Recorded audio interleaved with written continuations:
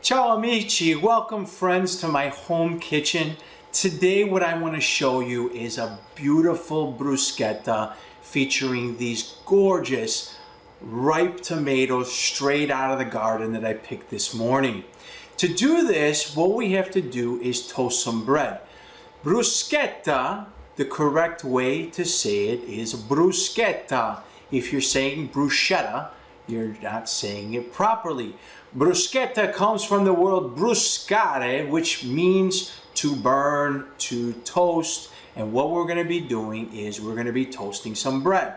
This method of bruschetta that we're going to be making goes back to a trip that I took many years ago to Spain, where they didn't chop the tomatoes. What they did was they used a box grater and grated the tomatoes, and I'm going to show you a really awesome, easy method.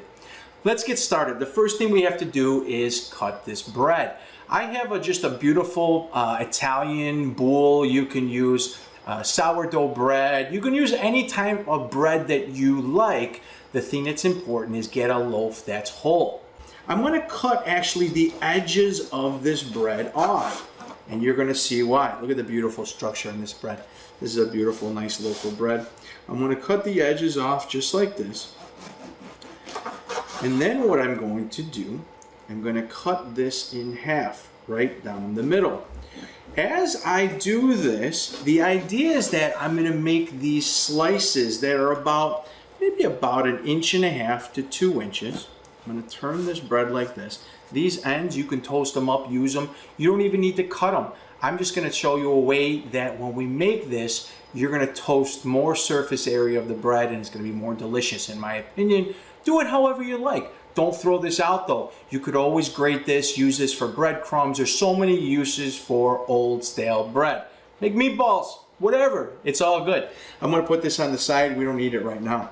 Now, I've got this bread cut, so I see the open surface, right? And then on the other side, we have another open surface, but surrounding, we have the crusty part of this bread. I'm going to take this just like this. And again, the idea is that we're going to make kind of like 1.5 inch, 2 inch cut, right? And as I come down, I want this bread cut a little bit thicker because when we make the tomato topping, I want this to kind of absorb some of that moisture. I'm going to get a sheet pan and I'm going to show you how we're going to do this. So as I'm doing this, I'm going to lay these out in front of me. If you think that this bread is cut too big, what you can do is always cut these pieces in half, right? Make them a little bit smaller. All I'm doing is taking this bread and I'm going to lay them on just like this. I'm almost done cutting this bread and you can see this doesn't take very long. Now while I'm doing this, I have my oven going. I raised my rack of my oven so that it's about 4 inches below the broiler element inside. So the part where your broiler is, I've got it about 4 inches from there. What I'm going to do, I'm going to take a little bit of extra virgin olive oil just like this. I'm going to give this just a little coating all the way across. And the reason I love this method is because that extra virgin olive oil absorbs into this bread. All right, I'm going to give these a flip and I'm going to do the same thing on the other side. All that I'm going to do from here, once I've got this olive oil on just like this, is take this bread and I'm going to go right into my broiler. This is going to go into the oven. I'm going to turn it in 2 minutes, and by 4 minutes these should be perfectly toasted, and I'm going to show you how I finish it. So my bread is toasted and it's toasted on both sides.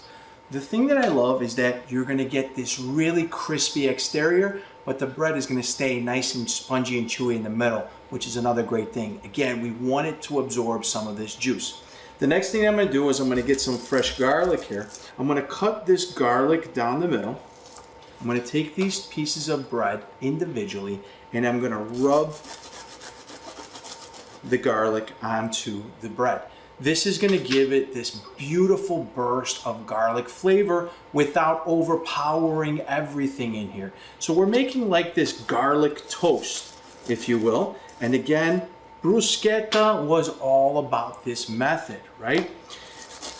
I'm gonna go ahead, I'm gonna do all of these breads, and then I'm gonna show you how we make the perfect sauce. Now, I've got this done.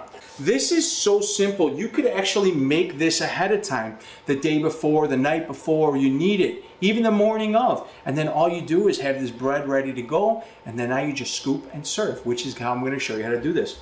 I have a variety of tomatoes here. I've got these little round ones, more of a beefsteak tomato. I've got some plum tomatoes, some San Marzanos, a lot of different kinds of tomato. Use whatever you can find that's the freshest and at the peak of the season. So what I'm gonna do is I'm gonna take these tomatoes and I'm gonna cut them all down the middle so that the insides are exposed. I'm gonna take these, I'm gonna do that all the way around. The thing that I loved most when I learned how to make this was that when we grate these tomatoes, I'm gonna use the large side of a box grater. I don't mind the seeds inside of this one. If you want no seeds in there, in my spaghetti pomodoro video, you can find my method for getting the seeds out of your tomato without them splashing all over you. Now to this, what I'm gonna do, I'm gonna grate this tomato down just like this. And as I'm pushing down, the skin of the tomato is actually remaining intact. I'm gonna go until I feel this push against my hands, and the only thing that's gonna be left is literally the tomato skin. Isn't that cool? So I'm gonna keep doing this. I'm gonna go all the way around, and then this tomato inside over here, again, this is the base for what we're gonna do next. Bruschetta doesn't have to be tomato. Bruschetta can be anything. You can make it with mushrooms, you can make it with ricotta, really anything that you have sitting around, and it's going to produce a beautiful result. Again, look at, we got all of this out, and all that's left is just the skin of the tomato. I'm gonna keep grating these, and I'll catch you all in a few. The last thing I'm gonna do, I only used a half a clove of garlic to rub on the outside of all these toasts. I'm gonna take the other half of garlic, I'm gonna chop it up really fine, and I'm gonna stick it inside this salsa that I'm making. I'm gonna make some really, really thin incisions across the length of this, and then I'm gonna turn it sideways, and I'm gonna just chop this very, very finely. I'm gonna encourage you that when you do this, do your fresh garlic chopped just before you need it. Don't use one of those medieval torture devices to push the garlic through the little holes, right? A lot of people, a lot of professional chefs will tell you that same thing. Use the garlic just the way it was intended, just like this. I got maybe a tablespoon of garlic here, and I'm gonna stick this inside. If you don't like fresh garlic, guess what? Don't use it, because you got some of that essence of the garlic already on the bread. Now, the next thing that we're gonna need is some fresh basil. I'm gonna pick these leaves just like this, and I'm gonna show you a trick that I love to use on all of my sauces. You'll see that when you watch any of my pizza videos, I like to take my my basil and use it fresh in this manner. I'll take it all in my hand, just like this. And what I want to do is I want to squeeze it as hard as I can, because the leaf of basil has all these tiny little cells inside. And by squeezing it like this, we're causing those cells to burst. And as soon as I open my hand, the perfume of fresh basil is here, because all of those essential oils from the basil are coming out, just like we had with our garlic. Now from here, I'm going to take a page from my grandmother's book, and I'm going to hand tear this. If you prefer to chop it up with a knife, go ahead. But I always notice that when you chop with a knife, especially basil, it has a tendency to turn black, which I don't like. The last thing that I have to do here, we have to put some salt in this, because none of my vegetables, my basil, my garlic, the tomatoes, nothing was salted. So I'm going to take some sea salt, and I'm going to give a couple nice pinches of sea salt. I'm going to take a heavy drizzle of extra virgin olive oil. This is maybe about a quarter of a cup I put in there. I want to put a little bit of black pepper. I love fresh black pepper in here. And I'm going to give a couple turns here of some fresh black pepper. And this is something that's so simple that you're going to get oohs and ahs from your whole family when you do this. All I'm going to do now, I'm going to give this a nice turn. I'm looking to stir this to the point where the oil just starts to shimmer in the juice of that tomato. I got a nice serving platter here. This was actually my grandmother's pasta dish, and I love to use this. I love the colors. It's all hand painted, made in Italy. I'm going to take some of these toasts just like this. I'm going to scatter them here on this plate. Again, we're not trying to make an art project, but we are trying to make something look beautiful and delicious. This bread that I toasted, you can see it's a little charred up. I cooked this inside of my oven with a broiler, but you can also use a grill pan. If it's summertime like right now and you don't want to heat up your kitchen in the house, this can easily be done on your barbecue grill. Pick the tomatoes, everything, the basil, everything coming out of the garden, and you can prep this all right on your patio at your picnic table and then serve your friends a nice, beautiful glass of wine and enjoy it with them there. I'm going to take a piece of bread just like this and give it a stir. The reason why I'm stirring this is because I put raw salt in here because I want to make sure that that salt is evenly distributed. And from here, what I'm going to do, I'm going to spoon this tomato mixture right on top, just like this.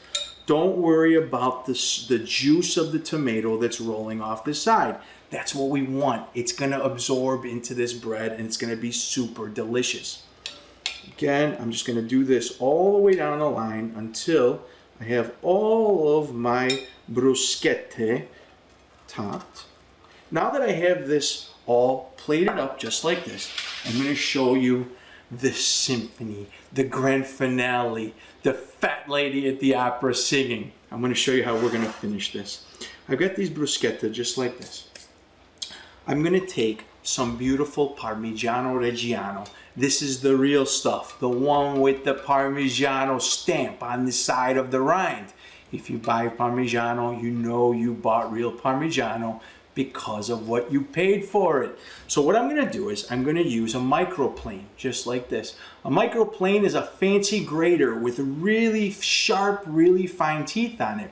And what I'm going to do is I'm going to make it snow all over this beautiful bruschetta.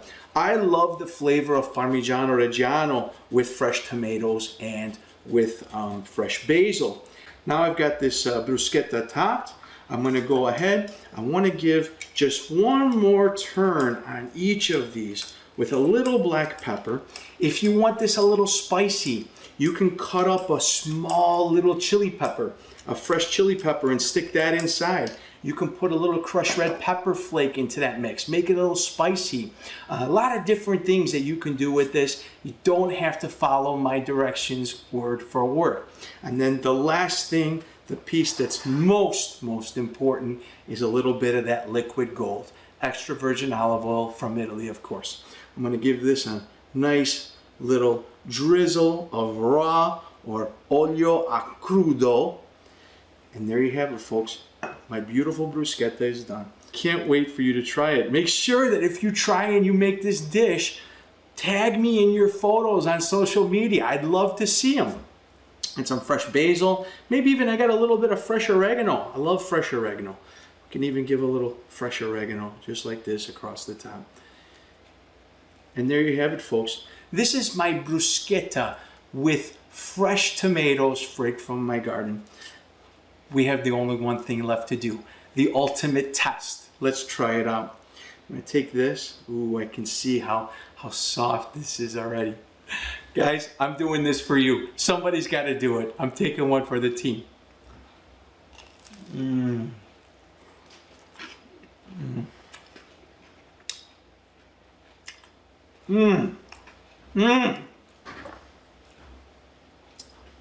The bread is crispy around the edges. Those tomatoes are so beautiful and fresh, and that little kick of garlic and basil coming together, and then that Parmigiano right on the end with that fresh olive oil that we put, that little drizzle, a little bit of saltiness, that burst of fresh flavor. Folks, If you're not making this, you're not living. One of these, a nice glass of wine, and I tell you what, that makes a perfect afternoon in my book. I want to thank you all for joining me today in my kitchen, and I look forward to you cooking with me in the future. If you have any questions, please visit my website, leospizzirri.com. If you haven't subscribed to my social media, follow me on Instagram and Facebook by searching Ask Chef Leo. I want to thank you again, folks. Buon appetito. Ci vediamo. Ciao.